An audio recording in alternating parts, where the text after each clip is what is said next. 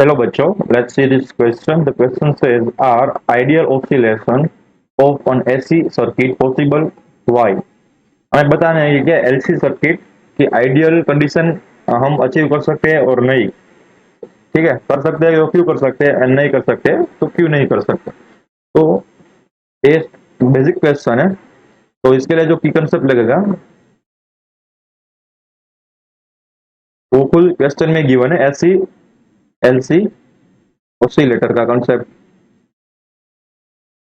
ठीक है, LC oscillator हमें पता है। ऐसी एलसी ऑसिलेटर क्या होता है कि जब भी हम किसी चार्ज कैपेसिटर हो हमारे पास कोई भी, ठीक है, चार्ज कैपेसिटर होना चाहिए इनिशियली, लेट्स से ऐसा कुछ था, एंड उसको कोई इंडक्टर से जोड़ा जाए तुरंत यहाँ से,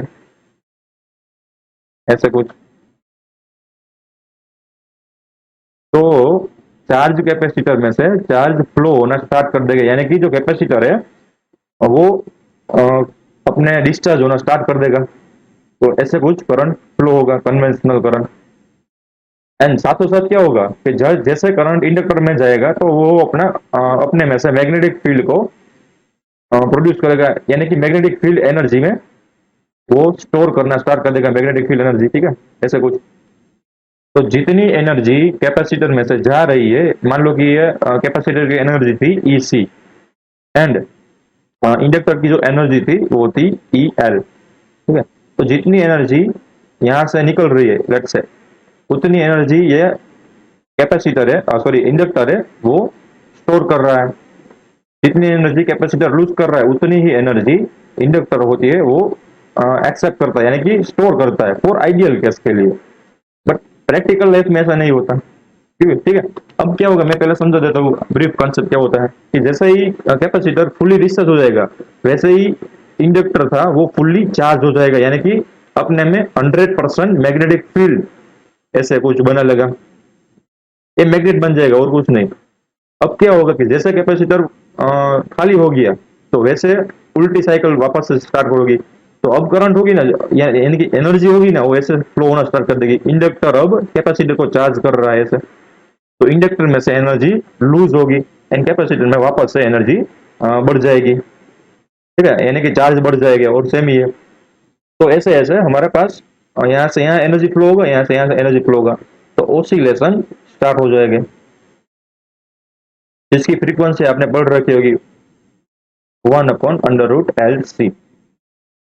बट ये तो है ना आइडियल केस होता, आइडियल केस के लिए है। क्योंकि प्रैक्टिकल लाइफ में देखो वायर का थोड़ा रेजिस्टेंस होता ही है। कोई भी आप चीज ले लो, ठीक है, किसी का भी वायर ले लो। ये जो हमने कैपेसिटर एंड इंडक्टर के बीच में जो ये वायर लगाए हैं, वायर, तो यहाँ पर लिख देता हूँ, it is having some little amount of resistance, little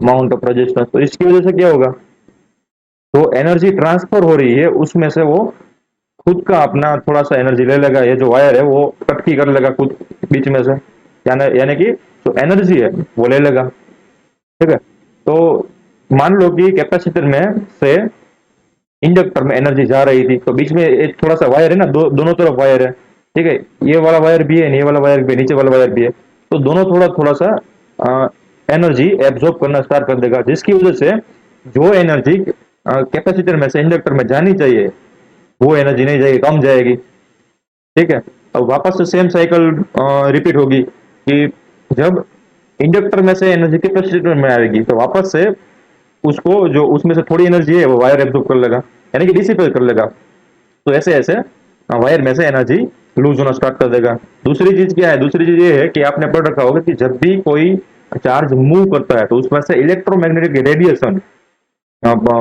की एनर्जी फ्लो होती है, काइंड ऑफ वो डिसिपेट करता है। ठीक है, तो यहाँ पर भी क्या होता है कि जो चार्ज है वो मूव हो रहा है ना, यहाँ से प्लस चार्ज जा रहा है, यहाँ से माइनस चार्ज जा रहा है, वापस से यहाँ से प्लस चार्ज जा रहा है एंड वापस से यहाँ से माइनस चार्ज जा रहा है। तो इसका मतलब यहाँ पर है चार्ज का मूवमेंट। एंड जब भी चार्ज का मूवमेंट होता है तो वहां पर होता है इलेक्ट्रोमैग्नेटिक रेडिएशन का ओरिजिन। यानी कि जो ये चार्ज मूव कर रहा है ना, मान लो कि 5 जूल से वो चार्ज मूव कर रहा था, तो जैसे ही मूव करना स्टार्ट करिए, मान लो कि इस प्लेट से यहाँ पर पहुंचना कर स्टार्ट कर दिया, तो बीच में क्या करेगा, बीच में थोड़ी एनर्जी को रेडिएट कर देगा एज अ इलेक्ट्रोमैग्नेटिक रेडिएशन, तो उसकी वजह से भी लॉस होगा। ठीक है।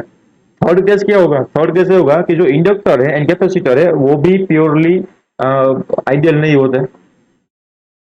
तो थोड़ी अमाउंट ऑफ जो हीट है ड्यू टू दिस प्लेट, आपको पता होगी कि जब भी कोई चीज ज्यादा से ज्यादा करंट पास करती है अपने में से, तो वो हीट में वो वो रेड हॉट हो जाती है। ठीक है, वो ज्यादा से ज्यादा लाल हो जाती है, आपने देखी होगी।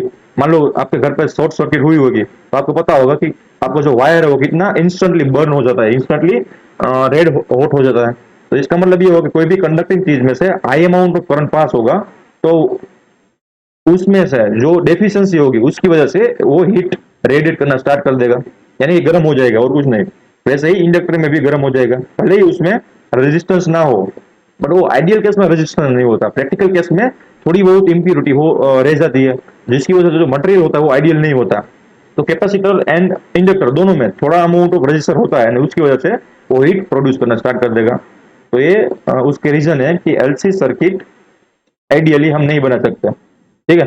तो इसकी वजह से जो ग्राफ आएगा ना एलसी सर्किट ऑसिलेशन का, वो कुछ इस तरह से आएगा।